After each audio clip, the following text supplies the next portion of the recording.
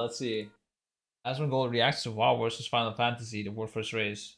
The thing is, I don't know. Like the thing with Race War First is, I don't even know if Asmon understands Race War First. He's a professional reactor, so maybe he knows. I don't know. We can go for it. Race to World First, which is a community event held in both Final Fantasy XIV and World of Warcraft, where groups of players race to be the first to clear a raid tier. I am just going to flat out say it. Blizzard could learn a lot from Final Fantasy XIV. Just for complete transparency and clarity, I am coming at this from the point of view of a viewer, not a participant. Okay. While I do love to raid, pushing for World First is, well, it's beyond me. I think the WoW Race to World First is pretty much fine. The only thing that sucks about it is watching the raiders go through Heroic 50 times the week before Mythic comes out. Like, that's the only thing that sucks about the Race to World First. Obviously, that's not the only thing, sir. Yeah, like, there's a thing we're trying to fight for. It's called global release. You know, it's been a topic for a long time. Let's not ignore that, Sir Asmon, Sir Gold. Yeah, that's the one thing. And also doing heroic during Mythic itself is the bad part. Doing heroic during the heroic week is a full tilt. Doing it 50 times is a full tilt. But the even bigger tilt is when you're doing Mythic and you gotta do in the Mythic week heroic splits. That is the worst part. It's like you ate your vegetables and you suddenly get to the dessert, right, on the Mythic week. And then while you're eating your dessert, your mother comes, takes the dessert away once again, and puts the vegetables on a full table. You're fed already. You already ate your vegetables. And says, you gotta eat this shit again now. Or no dessert. And you're like, fuck my life, dude. Like, yeah, it's a week. Part. Yeah, it's a long time. Before getting into what Blizzard could do better, let's talk a little bit about Final Fantasy XIV's race, which I wound up enjoying an awful lot. The reason I actually wanted to watch it was because the top 2 guilds in WoW were going to be in this race. Those guilds being Limit, who went by Elephant Herd for this, and Echo. I don't know why, but I was morbidly curious to see how these World First guilds would do in a Final Fantasy XIV race. I think everybody was. It's the same thing as, it's funny, right? It's the same thing as, like, remember whenever Mayweather fought Conor McGregor? And, like, everybody knew Conor McGregor was probably going to lose, but everybody wanted to see it happen. Everybody wanted to fucking see it happen. I think this is the same thing. So, how did they wind up doing their very first race in Final Fantasy XIV? They did really good. How shocking, right? There is obvious overlap between the skill sets in these games, and if you got really good at one of them, it's reasonable you could get really good at the other. Yeah, for sure. Anyways, Elephant Herd managed to snag 38th place. Not bad for their very first experience in a Final Fantasy XIV race. Yeah, that's good. Right? Echo, who progged this race completely blind, by the way, managed 56th place.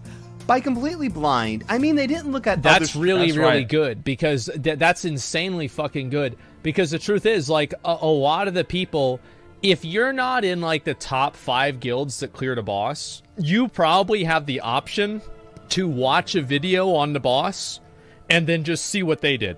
Because I wonder, actually, how many people do you guys think do watch this stuff? Like, maybe there's, like, a rank 10 guild that has the option but just doesn't do it, maybe for fun.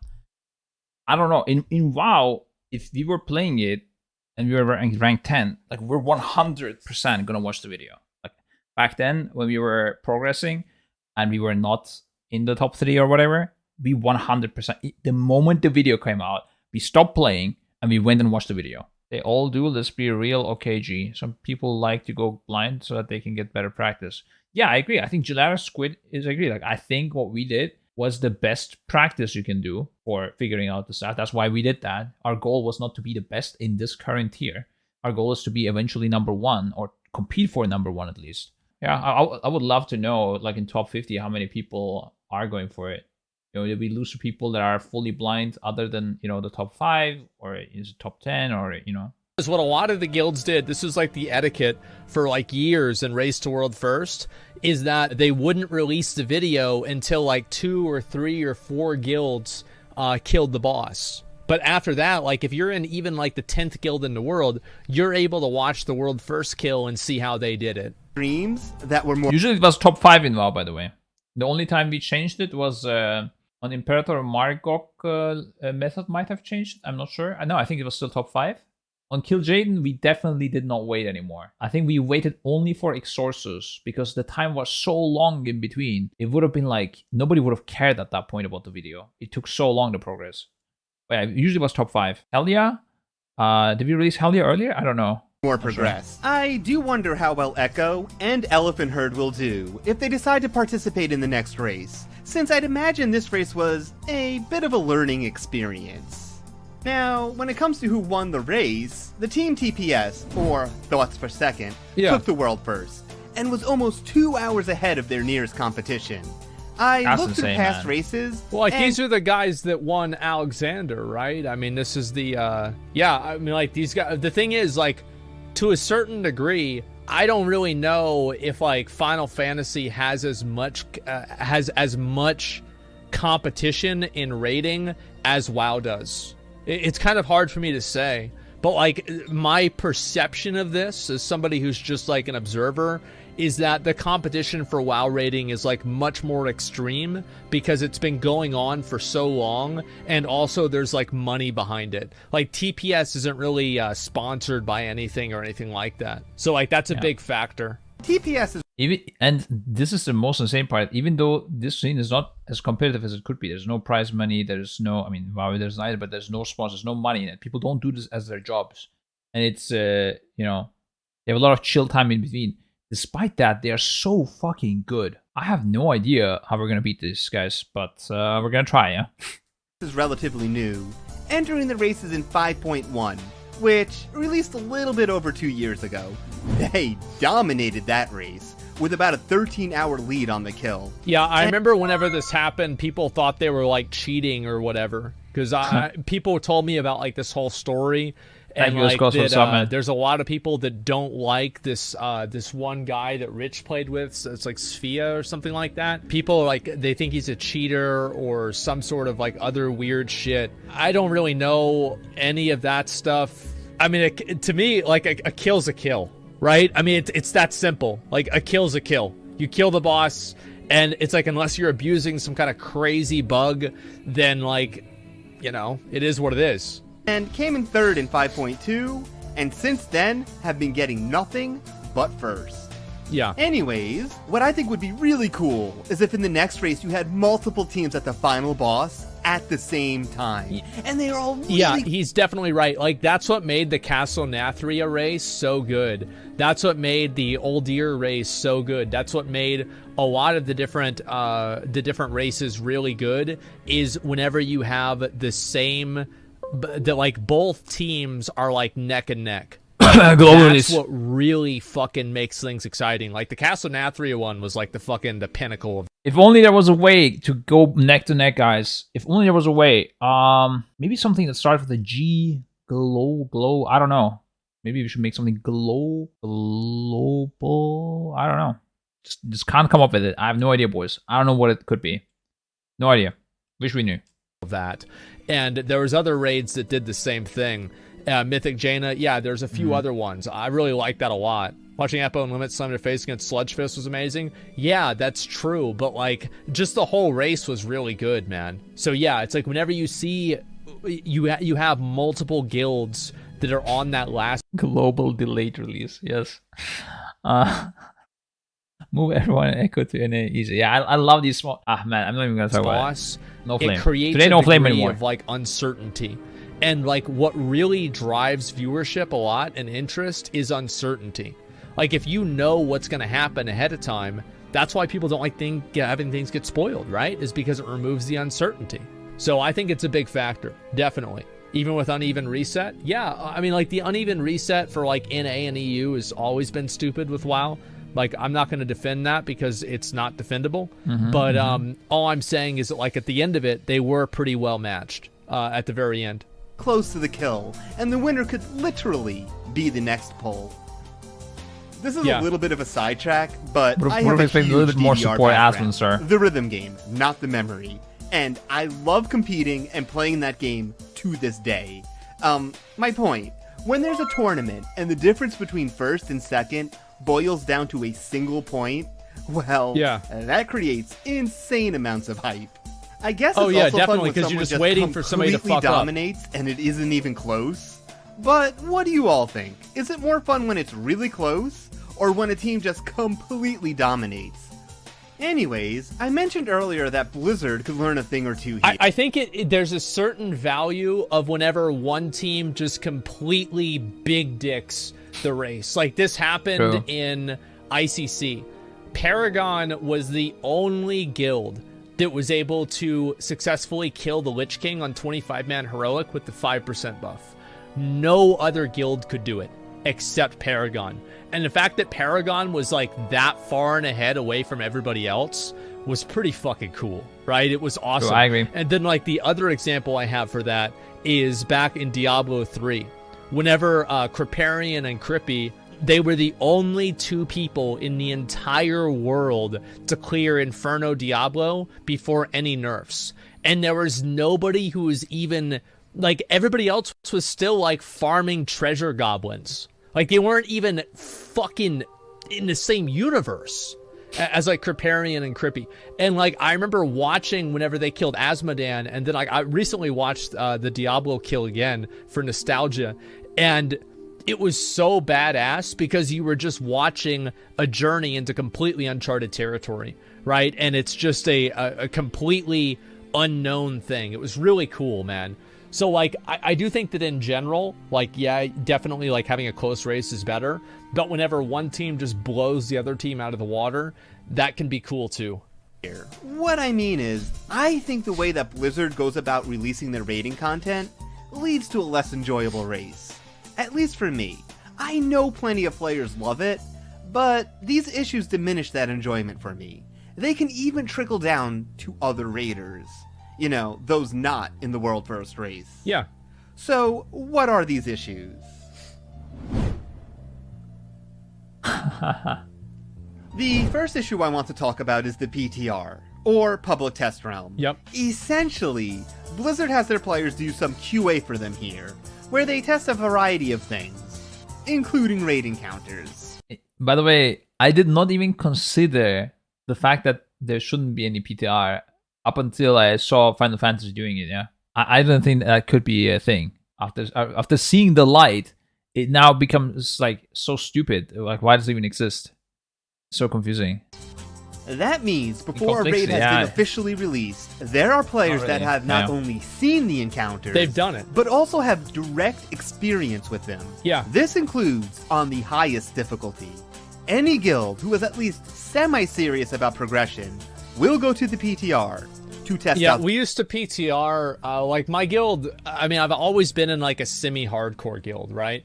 I've never been in like, actually I used to be in an actual hardcore guild for a while, but like Indestructible has always been like semi-hardcore. Dude, if you could get Asmongold for Echo, that would be the play. Yeah, you win every race, easy clap. Where like it's a 3-night guild. So I'd love like to have we it in would Echo. go on PTR, it would be like encouraged but not expected. So like I did Heimal PTR, I did PTR for a few other raids as well. But like in general, I didn't really do a lot of PTR. But it does give you a huge level and like a huge head start above everybody else whenever you do it yourself. These fights. I never really found it to be all that fun whenever I had to go on the PTR and tested a raid encounter. Yep. They are buggy, incomplete, and unbalanced. Like I said, some of this stuff even trickles down to non-World First raiders. Anyways, the way I look at it is, it's like the race already started before the raid was even released. Yeah. That is Bro, the race literally starts like 2 tiers ahead. Because you already start collecting gold for the race. And you're like, how much in depth can we go this tier? Can we clear that depth for the next race so that we could potentially have a better chance in the next race? And this first race is not even started yet. It's like these things are just really, really bad in WoW. That is such a far cry from how 14 handles their QA. There is no PTR in 14. All the testing is done in-house. That is so much more fun as a raider, because you don't have to test an encounter that is full of bugs and unbalanced. And yeah, I actually think that that's true. I'd love if we didn't know what any of the bosses were. I think that would be fucking amazing, dude. Like, you have no clue whatsoever what the bosses are gonna be, and you just go in there. It's like, imagine, like, let me think of a boss that would be like a huge shock whenever people see it. Like Croesus, you know, the guy that killed Tyrion. In Legion, like, that was a huge shock. Like, yeah, Gul'dan's a great example, right? Where, like, you're not really even sure, like, oh, it would be amazing, man. Like, I don't know if at that point we would be able to win as often as we do.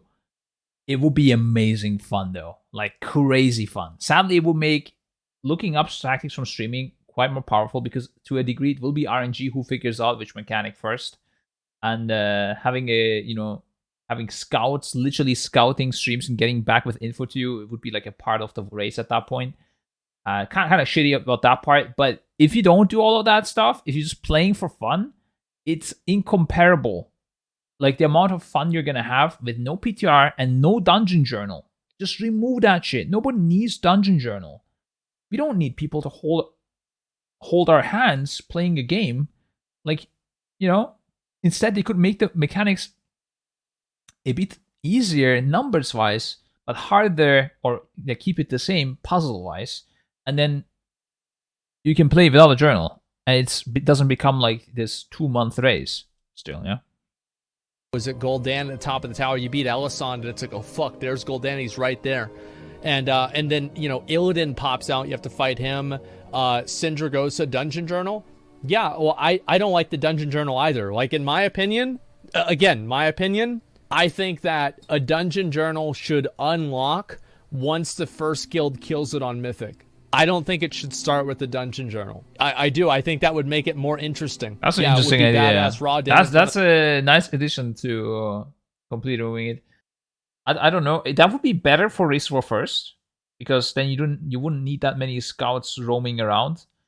But at the same time, it would be worse for the casual player, I think. Something like, yeah, I don't know.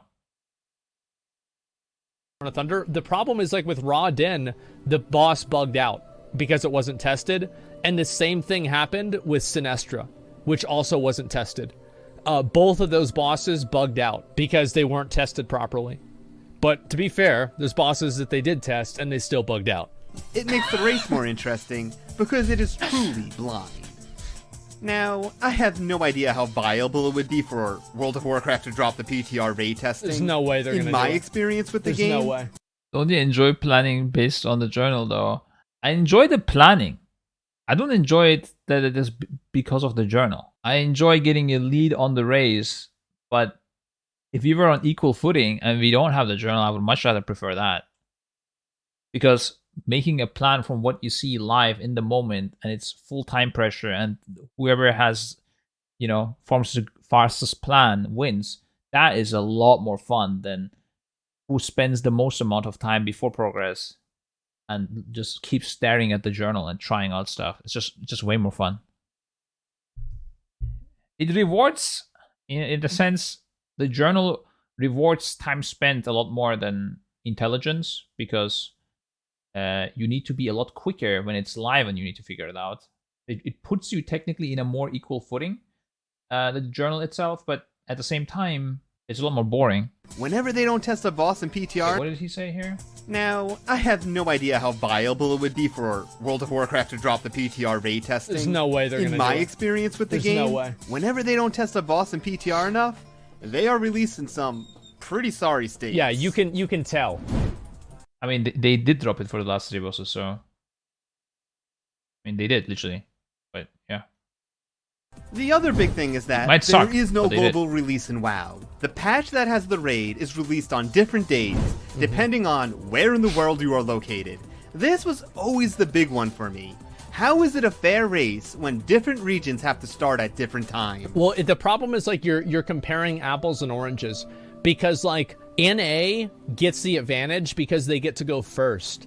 But EU gets the advantage because some of the bosses that NA will encounter will be bugged out, and that will slow down their progress, and also EU gets to watch their progress. So, like, EU does get an advantage But in my opinion, I think the NA advantage is much bigger. Like being able to start earlier. I mean, this is the opinion of any normal. Like, I love that dude. Asmongold gets viewers for literally saying things that are like just normal logical thinking. It's like he's the only normal thinking. He sounds really smart when he says it, but there is no other way to think about it. Like sometimes people say, like, yeah, they had an advantage because the EU has an advantage as well because they can watch the US guilds play. What? Like, yeah, but they literally started earlier. Like, how could you think in another way? There really are people who thinks there's like how can it be an equal advantage watch somebody play before you than playing? What? I don't know. My brain, it cannot handle it, boys. But it's fine. Is just like basically EU gets an advantage to catch up to NA, but NA gets a head start. Like it's that simple. Even advantages are RNG. yeah, there you go, man. On the other hand, Final Fantasy XIV has its patches released globally. And sure, it can be annoying if you happen to be in the region where the patch drops at 3 in the morning. Yeah. But at the end of the day, if you are in a race to World First Team, your sleep cycle is completely borked anyways. These teams race for like 18 hours before stopping. But yeah, having everyone start the race at the same time makes the race better. As a viewer, I am more engaged with it. Because you never have the question of, oh, is it because of this? Is it because of that? Like, there's always the wonder of, like, what if a boss dies? What if NA kills the boss and 2 hours later EU kills the boss? Who's really world first there? And it creates questions. It's not... I can give you another thing that creates questions because of the global release, okay? What happens very often is when US people get back to their office, when the evening slowly starts for us, they get to their office, they get their morning coffee, maybe have a small meeting, and then they get to the race, they look at it, and they're like, yeah, this boss a little bit hard. Let's hotfix it. They nerf the boss. Guess what time it is then? Early noon for us. It's towards the end of our day, okay? It's like usually at like 8, 9, 10. That's when we usually have the hotfixes. Sometimes you get hotfixes early as well, but most of the time, it's evening for EU. Now then, you have the two options. You either, from your new plan, adjust to the hotfix and show your strat and go to sleep. Your strat is now known by everybody. You made a great tactic. Good job, Scripe, right? You adjusted to the hotfix. It took you maybe an hour of practice, but now you have a working strat. Now you went to bed, and every other US guild can just look at you and you're like, yeah, that's a good tactic. Let's go with that. Let's kill the boss. Now, while you're sleeping, they get to play more with the hotfixed version of the fight, while you play with the non-hotfixed version. So you play the hard part, it gets hotfixed, you play a little bit, and then you go to bed. I had quite a few times this happened. This happened also in the Queen Ashara race, actually. There was a hotfix, and we were not sure if we should play our strat now. We found a really good strat, and we're like, I don't know what we should do. So we did not actually. We turned off the streams. We did go to normal to test some mechanics to make sure we understand a few things correctly. And then the people went to bed early. And me and Grim, and no, not Grim, there was me and some officers. We stood there and created strats in the night until like 3 a.m. Made sure everything is good and we don't show anything. And then when we woke up, Limit went to bed and we just blasted the tactic. Having to do these weird, stupid plans is really bad because of these hotfix things. So, but if we started at the same time, you would have a fucked up schedule anyways. If they do the hotfixes as we go to bed, well, JK, we're not going to bed because that's the global release and we woke up at the time, you know? When they're back at their office, that's exactly when we're waking up, so it's perfect. There's an advantage, disadvantages like that. It is not always a factor, but it's quite often a factor that the US team makes the hotfixes. And in fact, sometimes we even abuse them. I'm not gonna lie, we even abuse it in our favor sometimes. So we wait for them to go to bed, and then abuse the boss because we know there's nobody there to hotfix it. we tried it on Sylvanas, and they hotfixed it still. So there was still a person watching with the solo tank strat, and they immediately buffed the big mob. But having to adjust to these kind of stupid things, like exploiting the work hours of US, and like I literally, like, during the race, I'll go and be like, California time, and then I'm like, oh, okay, it's 4 a.m. right now. Like, what is this? Then nobody awake at this time. Surely, let's go, boys. Let's exploit that shit. What? This shouldn't be part of the race. Like I said, there are times where they also do it towards the evening of their work shift. If it was like 17, 18 for them, that would be like 14 hours from now. So it would be like 5 a.m. So we would wake up to a hotfix. But most of the time, it's in the mornings that they do hotfixes, and then it's really shitty. That's what I've encountered. Most of the time, you will get hotfixes at like 8 to 9 for us. So it's like the morning for them. They come to their office because they will have also messages from like bug reports and stuff, because some of us have like contacts with them. We're like, bro, this is broken. Bro, this fight doesn't work. You gotta fix it. They come to the office, they see the DMs, and are like, yeah, okay, this is too hard. Let's nerf it. They nerf it, and then we have to go to bed. That sucks. That really sucks. And there's no way to balance that except with a global release. Easy clap. Not necessarily that it just completely removes the integrity of the race entirely, but it creates questions in a way that's like not that great. When I know that everyone is on equal footing, there are no lingering questions in my head. Having everything be equal is much cleaner. Or may not have an advantage.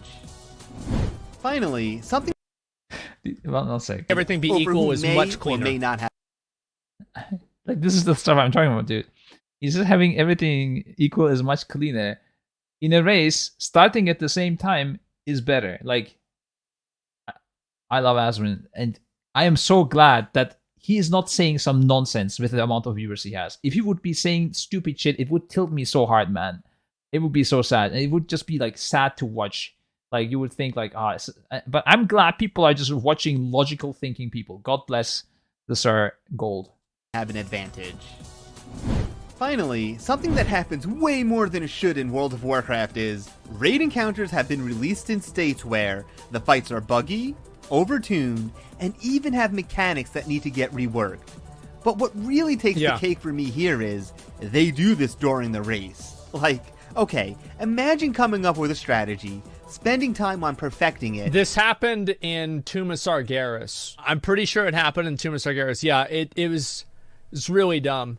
And then the developers come along and hotfix the fight, completely nullifying that strategy. Happened on Sylvanas. I don't really watch it a lot. That would infuriate me. It's hard for me to say. Speaking of someone following... Yeah, Sylvanas, he's talking about the strat I just mentioned. We tried to outplay them by doing it when they went to bed. I'm gonna admit it is what it is. I'm an exploiter, hands up. But I'm glad that when they hotfix it, I have no idea who made that decision so quickly, but fucking props to him or her. That decision was made very quickly, and it helped us not to waste too much. I mean, we could have killed that maybe if they didn't do it quickly, but if he spent an hour wiping or 2 hours wiping and then they hotfixed it, I would have tilted hard, dude. I would be like, what the fuck, bro? Because you're literally taking the kill away from us.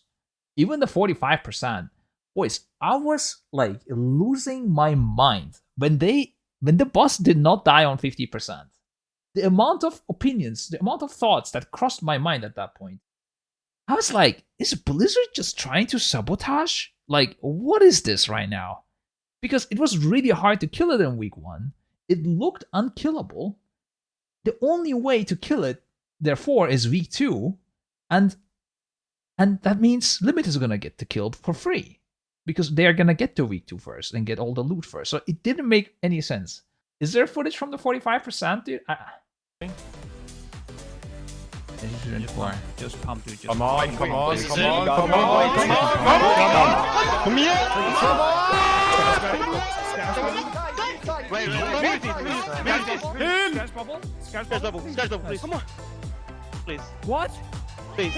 No, dude. This is so much pain, yeah. No way.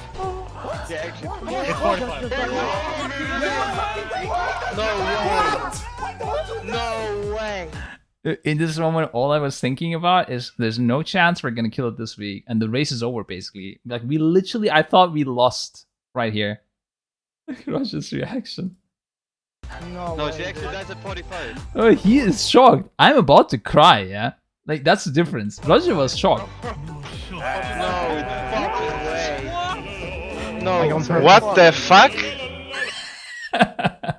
I'm glad that I could see the reaction. Like this frustration here. I thought the race is over, and I thought they're just gonna. And this is a hotfix technically. Well, the boss was killable at 50% before, but then they fixed it in like a week before or something. We didn't know about it. Apparently, Limit knew about it. That's what they expected it because they saw some tooltip change from 50 to 45 on Mythic. But man, I thought the race was gone here. And that's how stupid the global release and all that stuff is, because they get to week 2 first, means they will, if the race goes to week 2 and it ends on the first day, there's literally no chance of winning the race unless we kill them week 1.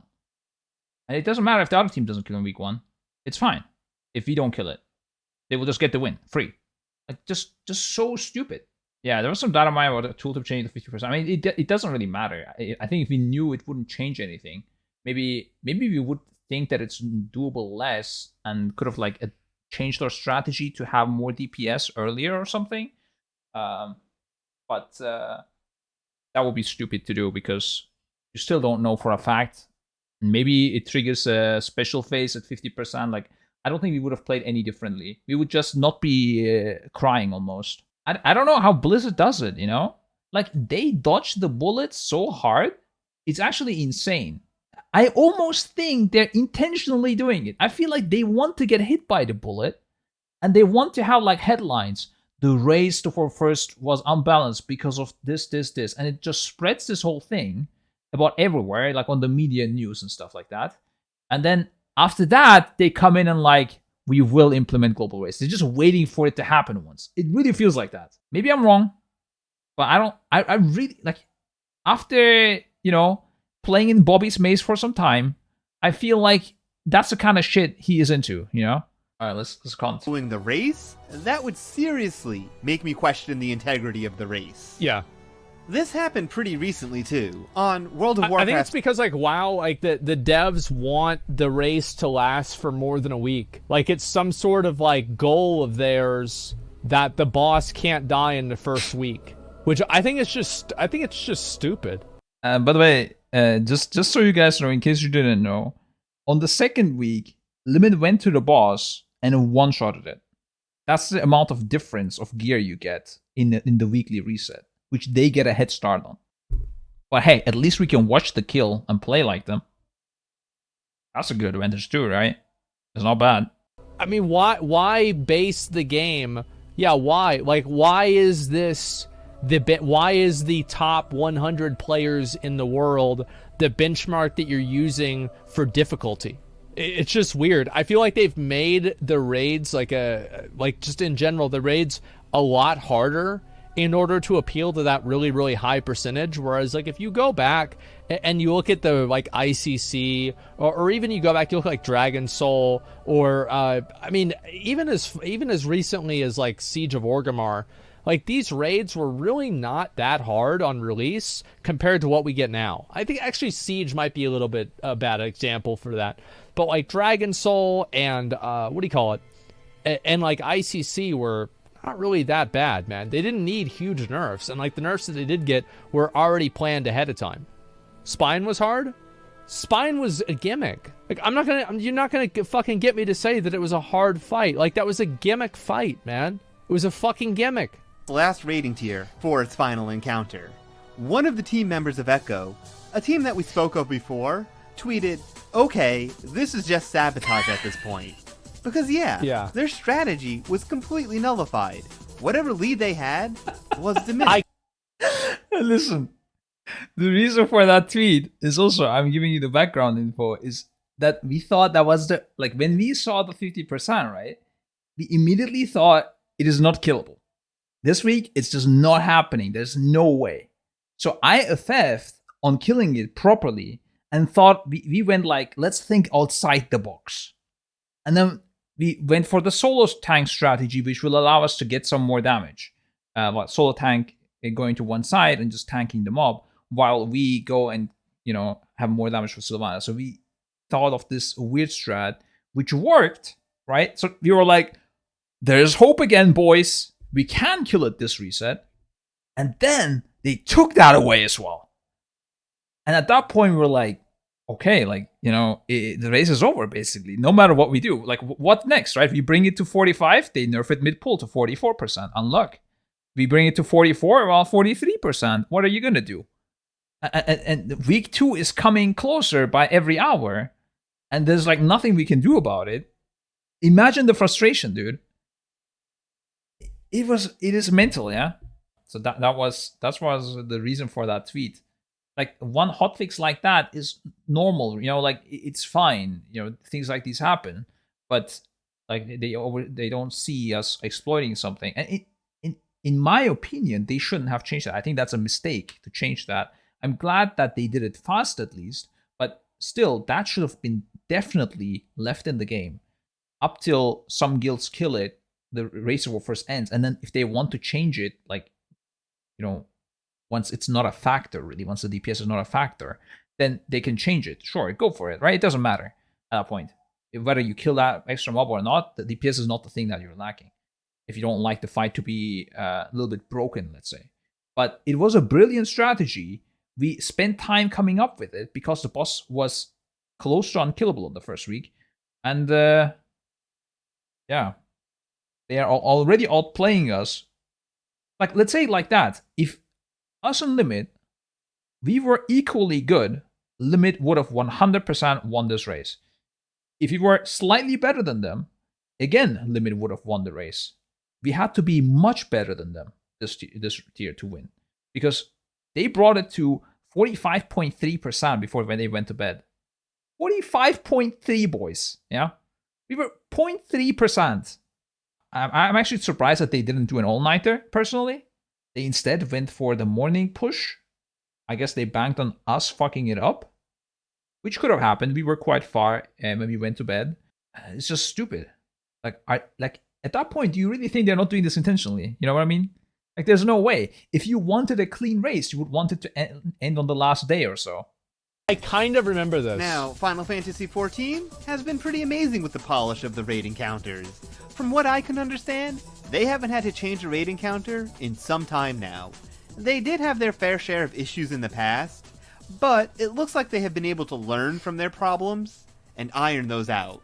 One of the big things that Final Fantasy has an advantage over WoW in with their raids is the fact that there just simply aren't as many variables. And what I mean by that is that, like, you don't have 85 different fucking trinkets that you have to balance for.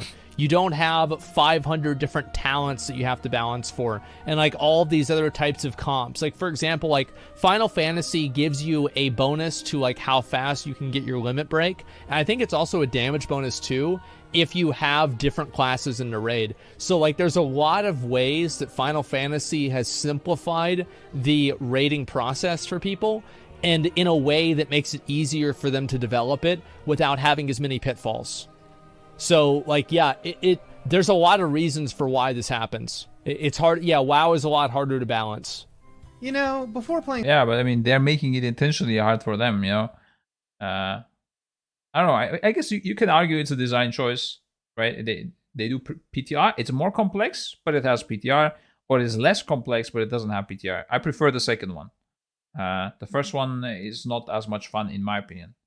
But yeah, I don't know. Maybe I'm wrong. Honestly, it is a good argument that it is just way more complex. I think they can do it still without PTR, personally, because most of the time during PTR, people don't even abuse those trinkets and setup that much. People go into PTR just testing a general setup. We usually try to have a variety of classes in our setup so that we can see which classes are in general good for the fight. If you bring in, let's say, 20 druids, then how the fuck would you know if rogues are good? If you don't have any rogues in the PTR, and PTR is a testing place, so you bring a wide variety. So they won't be testing that stuff. And you don't really abuse like some crazy trinkets or something on PTR. Okay, I guess you do sometimes. I don't know. It's usually because it scales the eye level and stuff. On live, you generally won't do that, I'm also against them designing some like super crazy trinkets, like the Fate Scribe trinket. I already said that before. It's still in the game. Still needs to be removed. Just remove the trinket. It literally gives you an ank. It's horrible. It's way too OP. Just remove it because you cannot balance it. You're too bad at balancing it. Just remove it. Before from their problems and iron those out. One of the Oh yeah, like I'm actually surprised by how WoW doesn't really learn too much from past mistakes. I feel like it should be a lot more efficient and a lot more bug free. The code that they write, like certain bugs just keep happening, and you're wondering like we've had this before, you know, like we know that we should change it. You know, the way coding works, you often take parts that you've made before and reuse them. You call them functions, or you know, certain blocks of code, let's say, right, that you just reuse for different things. So now if I use the code for one mechanic and it was buggy, you fix that code, now you just reuse that for other things. But what happens is this code doesn't get fixed, and this code just is next time bugged as well. Like I don't know why they don't just fix it when they see something and reuse that old piece instead of making new things where it bugs again. Like it's a very basic thing, and I'm not saying they always do this, but too often it happens. It's too often it happens. Like, an example is people blinking, right? Like let's say I have a debuff and I need to stay away from this guy. Let's say the blasphemy ability. Actually, this guy's offline. He will disappear soon. Let's say I gotta not clash with this guy.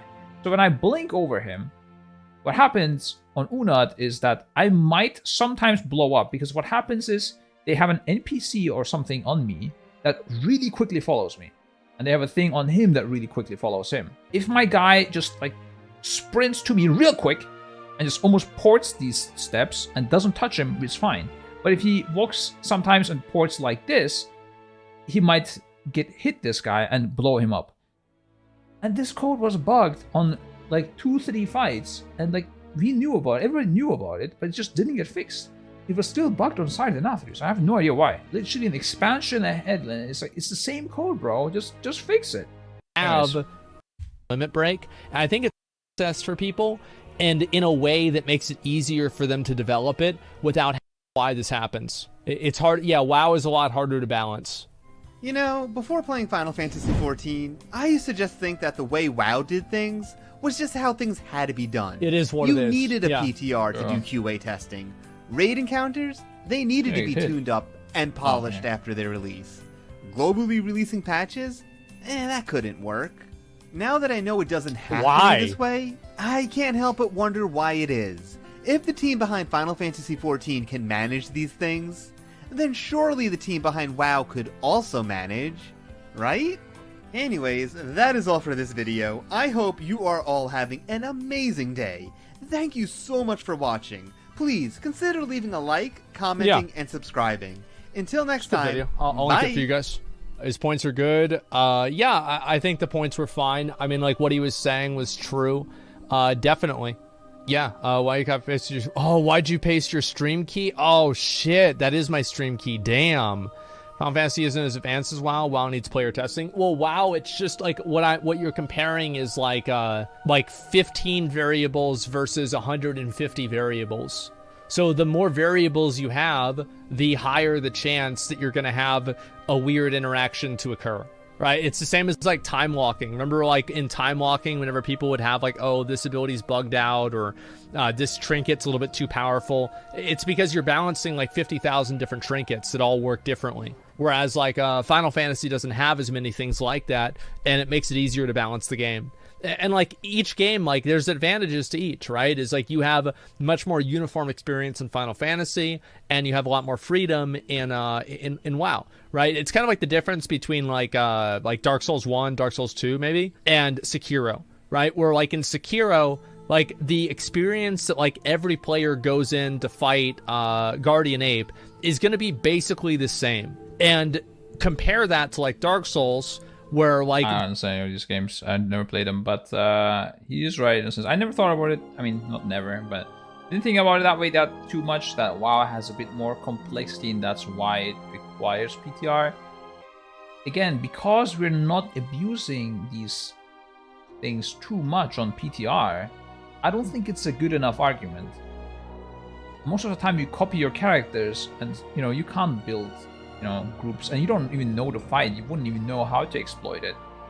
If we, like, actually tried to kill the boss in PTR was up for, like, a day, and we fully went ham and tried everything and, you know, started stacking classes and exploiting shit, and we had some sort of goal in the end to exploit and see, then I would say yes, you know, this way we can see this full chaos, this full complexity.